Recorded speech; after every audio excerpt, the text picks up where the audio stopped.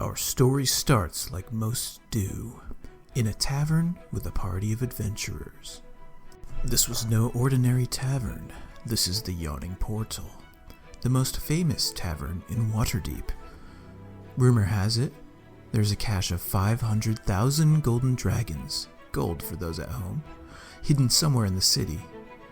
Rumor states that ex-Open Lord, Dagult Neverember, smuggled and hid the money before being ousted for allegedly providing too much aid to neighboring city, Neverwinter, after they were attacked by a dragon. Our party, let's introduce them. Reginald von Devonshire III, the face of the group. The baby-faced, fresh, human adventurer who was raised in a noble family in Waterdeep. Not having to work a day in his life, he set out to prove to his family and friends that he could find his own success in this world. A man with words who can also tickle whatever instrument necessary to get the job done. Kalashnikov, the Verdant Artificer, a refugee of a Verdant camp decimated by orcs. Kalesh finds himself consuming copious amounts of alcohol while tinkering on his inventions. His newest invention? A mechanical dog ally created from a heart made of gemstone. Can Kalesh overcome his demons and move on from his troubled past? Tron Fulgarian, the Tabaxi sorcerer, for now. Cursed by a blue dragon, along with many of his family members. Bitter towards all dragons and only wants one thing: revenge. Will his need for revenge get the better of him, or will a cooler head prevail in the name of justice? Alistar, the Tempest Cleric and follower of Kord. In Waterdeep to find the rumored legendary weapon of Kord, the Kelmar. Word has it that Waterdeep holds the secrets to the sword's whereabouts. Kipper, a special sneaky rogue fellow with difficult reading abilities. So sneaky he had a hard time making it past Session 10. With that out of the way, this ragtag group was watching fellow adventuring parties take dips down the portal's pulley-driven elevator. 1 gold piece would get you a trip down, but we weren't quite there yet, until mayhem broke loose and local tavern dweller and half-orc Yagra got into a scuffle with some black network thugs. The group stepped in to help. Before long, the poor soul who dipped into the portal came back up, but it was only his hand that remained. The rest was in the belly of a troll. Owner of the Yawning Portal, Durnan, set out a call of arms, free beer for anyone who could help. The group couldn't say no. Slaying this troll caught the attention of local legendary author Volothamp Gedarm. Volo enlisted the help of the fledgling party to rescue his friend who mysteriously went missing after a night of drinking. With promise of gold and a signed copy of his Guide to Monsters, the party set forth on their first investigation. They were looking for Volo's friend, Floon Blagmar. What Volo didn't know was that Floon met another friend that night, Raynar Neverember, son of the ex-Open Lord, Curious. Floon and his friend Raynar were caught up in a scuffle between the Xanathar Guild and the Black Network. Both groups wanted to capture Raynar to question him about his father's knowledge of the whereabouts of a special stone, the Stone of Galore. But we'll get to that stone later. The group made their way through an abandoned warehouse, a shady Xanathar Guild hideout, and eventually located both Floon and Raynar, but not before coming acquainted with dastardly foes from both guilds, as well as making themselves known to the City Watch. The party also learned about the effects of grease, and to pay attention to little brains with legs. Something seemed off with their Goliath ally, Alistar, but they couldn't quite tell what. The group reported their success back to Volo. Instead of gold, Volo gave the party something better, a tavern. A rundown tavern, but a tavern nonetheless. Only a little gold and sweat equity would be needed to put this tavern back into operational shape. Oh, I'm sorry, how much? 1,200 gold? They've got to be close, right? Oh, only 50 gold? They have some time. The party starts off on some odd jobs and side quests around the city, making alliances with the Emerald Enclave, with Mert the Moneylender, the famous adventuring partner of Durnan from the Yawning Portal, of course. Let's head back to the Sleepy Sliff. I need to talk to Olivia again. I couldn't read her paper. I have no idea when the shipment is supposed to be. I'm sorry, I never learned how to read. Argen Narsh, a fine set of bodyguards for our tavern. Meet us there in a 10-day. Rolls persuasion. Yeah, that crazy girl protesting outside was saying something about taking down the Open Lord. You should probably look into that. That's something that the City Watch should take care of.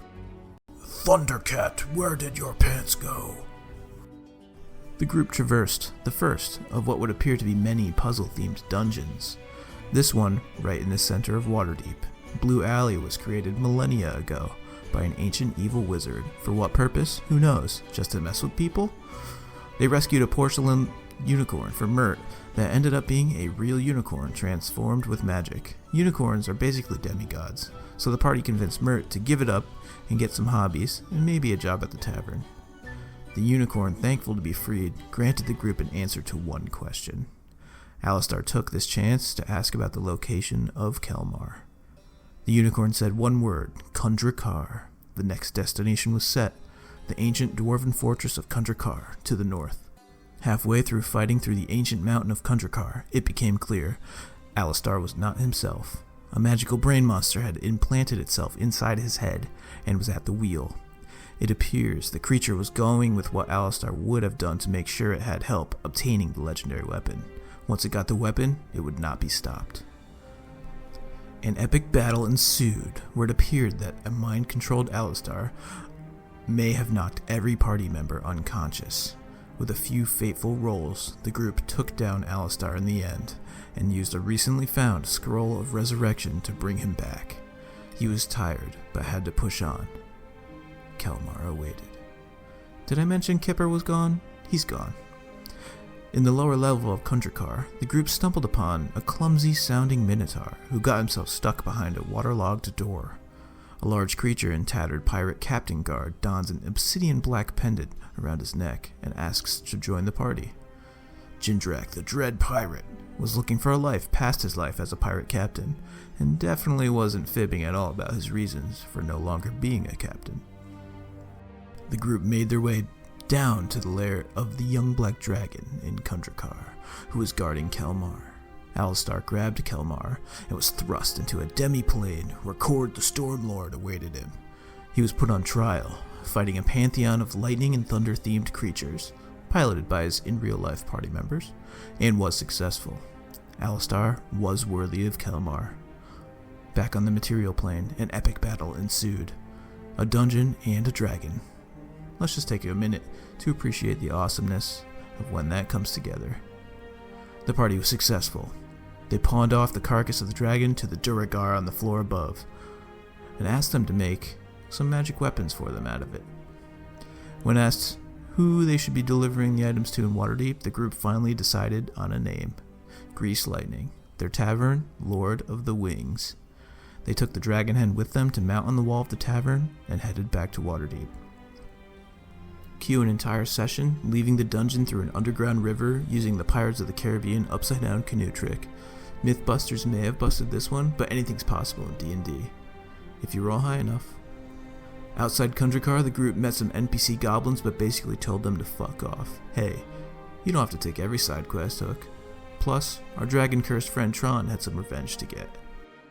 Back in Waterdeep, the group learned of their new party member and his strange necklace that appeared to create chaotic and random magical effects whenever shit hit the fan. A blessing in disguise, or a disaster waiting to strike. The group set off on some more side quests in the city, and Alistar murdered a bunch of bakers in the sewers for a petty political squabble. He knew this is not what Kord had intended for him when bestowing Kelmar upon him. He set off on his way, never to be seen again. The group prepared to set sail westward off the coast of Waterdeep towards Whale's Bones, a set of island where a blue dragon had been rumored to have been seen flying over the sea.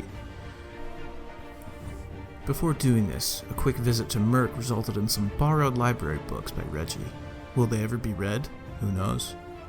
When the group returned to Lord of the Wings, they arrived to find a young elf monk sitting at the bar with Lith, the spectral bartender. Leirothen Fernhorn made his way to Waterdeep after an unfortunate mistake cost his people tremendous amounts of knowledge and left him with a feeling of self-hatred for his actions. He was here to redeem himself and his people. Then, as they would call him, joined the group as they embarked for Whale's Bones. The party enlisted the family boat of Reggie and set off alongside a separate boat of fellow sailors who were to escort them at sea. can never be too cautious. A rowdy storm raged on as they approached a lighthouse roughly halfway to Whale's Bones. A rogue water elemental capsized and sunk their allies' boat and had the party in its sights. This is when tragedy struck. Reginald von Devonshire III, fresh off his first successful dungeon delve, succumbed to the water elemental, drowning in its immense watery body. The group was struck in awe. Not knowing what to do, they sailed up to this lighthouse and looked for help. All they found was a lighthouse overtaken by merfolk monsters. The group fought back these monsters and found the lone lighthouse attendant, Lucian Skyhorn, last of his family. He said his family's bowl of the sea had been taken over. The merfolk monsters were using it to summon and control water elementals for evil. His family had used this power to escort lost ships back to shore during storms. The group, minus their charismatic bard, trekked down to the caves under the lighthouse and found the stronghold the merfolk had created. A fight for their lives ensued, with Jindrak's magical charm, who we have come to know only as Carl, summoned a magical earthquake underground, collapsing the entire cave and lighthouse above it. This was until Kalesh thought on his toes and planted one of his magical beans. A miraculous roll spawned a pyramid coming from the fissure in the earth caused by Jindrak's wild magic. When the dust settled, the group investigated the pyramid, expecting to find nothing but an angry mummy. They soon realized they had wandered into another puzzle dungeon, this time with the opportunity to win marvelous prizes if the challenges could be completed without failure. Before accepting the challenge of the Mummy Lord, they informed Lucian that the merfolk had been taken care of and asked if he was able to help their friend Reggie. Lucian said he couldn't find Reggie's body where the party said they left it. Confused, they began searching the island. A timely flashback sequence put the group in the eyes of Reggie Sr. as he and his colleagues discussed how to handle a growing concern in Waterdeep. The Shadow Dusk family was bringing dark magic up from the Undermountain and using it to take down rival businesses. This was something they could not stand for. A devious plot was hatched to end the Shadow Dusk's reign once and for all. The plan was to scorch the Shadow Dusk villa when no one was home to prove a point. This all went wrong when 3 Shadow Dusk daughters were home and stuck in the fire, passing away to the smoke and flames. The essence of deceased Reggie experienced the beginning of his father's downfall firsthand, before hearing an eerie voice reach out and offer him a second chance in exchange for his help. This being needed to be freed from his captivity. All he said was, "Don't look up to me for help, look down." With this, oxygen returned to Reggie's lungs as he stumbled out of the boat's meat freezer in search of the party. When the party reunited with Reggie, there was disbelief. Reggie was different. Something seemed cold about him, but they trekked on to the pyramid. Many sessions later, the Mummy Lord realized his ancient Aztec puzzle pyramid was no match for Grease Lightning. The group was flush with many new magical items, a flying carpet, and the deck of many things. Much of the group's previous carefulness and wisdom went out of the window for a brief moment as they each drew a card from the deck. Tron. Uriel. He would be a bit unlucky going forward with saving throws. Kalesh. The Fates. The power to change any singular event. Then, Throne, a boost in confidence and the right to a keep somewhere. But where? Reggie, Balance, a changed man. But will his goals change with him, or just his means of reaching them? Jindrak, Key, blessed with an epic weapon, the 9 Lives Great Stealer. How if he could just score a crit, that would be great. The group sailed on to Whale's Bones and hoped to set Tron free from his curse. Oh, they adopted a changeling from the Mummy's Pyramid after convincing them to ditch their boring job of scaring and killing people. Their name is Tiggs, but the group didn't end up asking for like 5 months in real life time, so they just called him Zerion for a while, a name that was on the surface level thoughts of Reggie when the two met. When the party arrived at this quaint fishing village, all they heard about was the lovely Pisca from the tavern, the Shore of Dreams. A slew of tense social interactions resulted in the party almost having their food poisoned and enslaved to dig for a lost artifact. Why would that happen? Well, Pisca was afflicted by the same dragon curse as Tron. Her solution was a bit more intense and a bit more objectively wrong, but really wanted the same thing, right? The party would soon learn that dragons surrounding this island were playing cruel tricks on its inhabitants. Just a prank, bro. They descended down into the caves below the adjacent mountainside and soon found themselves inside of what appeared to be an abandoned lair of an adult blue dragon. Jindrak had channeled Carl's chaotic energy and unknowingly had a wish stored and ready to go. Very powerful. The party snuck up on 2 baby blue dragon wormlings playing in the sand. Could these be the 2 dragons that were playing pranks on everybody? Jindrak, ready to go. Wished that they would just die. Get this over with. Well, they did. And the party vanquished the dragons, playing pranks on the island. There was no magical cure to the curse. The source was long gone. Just 2 baby dragons. Where was the adult dragon that caused the curse to Pisca, Tron, and many others? Who knows? In the scuffle, Tron came across a magical artifact that spoke to him in the form of Brock Clanghammer. This creature offered Tron a chance at vengeance through justice. Only if Tron agreed to forego his evil lightning powers given to him by this blue dragon. Tron agreed. The group franchised the Shore of Dreams Tavern by returning it to its rightful owners. A great business move that will surely return many a gold piece. They headed back to Waterdeep with a new paladin, sorcerer, Tabaxi. Very cool. A fiery change to the group. Something was still off about Reggie, and Jindrak was starting to get more curious about Carl's origins. What does he want, and how can we help him? The rest is recent history. The group took forever to dungeon dive through White Plume Mountain. It was supposed to be a 2-week dungeon, but ended up taking 3 months in real life. But the group rescued 3 sentient artifacts for Mert in what appears to have been their 3rd puzzle-ridden dungeon created by a mad magic user. That's probably a coincidence, right? It has to be, right? Kalesh confronted Arg and Narsh, ending in a bloody murder of one of the 2 half-orc brothers. Why does the chieftain want Kalesh returned to the encampment, dead or alive?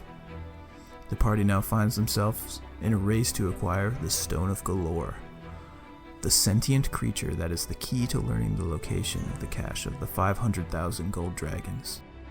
The Xanathar Guild wants it, the Black Network wants it, but the Black Network appears to have been infiltrated by the Shadow Dusks. Weren't they exiled from Waterdeep when their villa burned to the ground, and all their secrets exposed? Yeah, they want it too. Lord Neverember seemed to want to get the stone in the hands of the party. He had his gnome assistant Dalakar on his way to the tavern to deliver it. That's before it all went down. Who will get the stone first, while allies with the group call on for help? That's where we are, and we'll see where we go.